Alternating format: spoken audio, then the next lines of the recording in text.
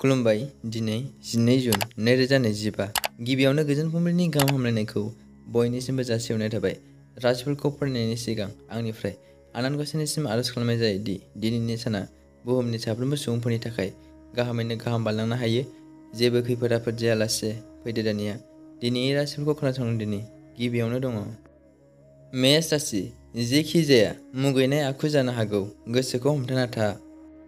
बृष राशि।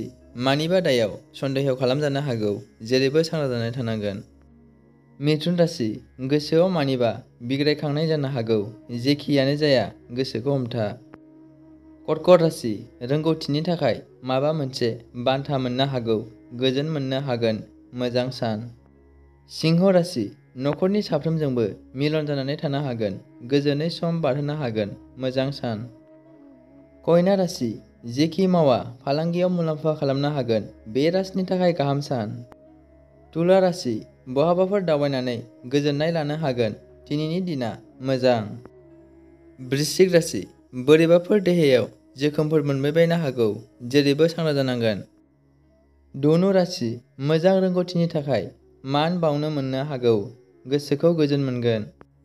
मकर राशि। लोगोफोरनि दायाव सन्देह खालामजानो हागौ, जेरैथिंबो सांग्रां जानानै थानाया गाहाम।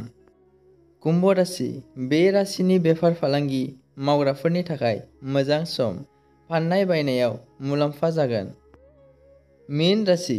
सानजौफुनि 12 रिंगानिफ्राय माबाफोर जेंनायाव गोग्लैबायनो हागौ, जेखि जाया गोसोखौ हमथा।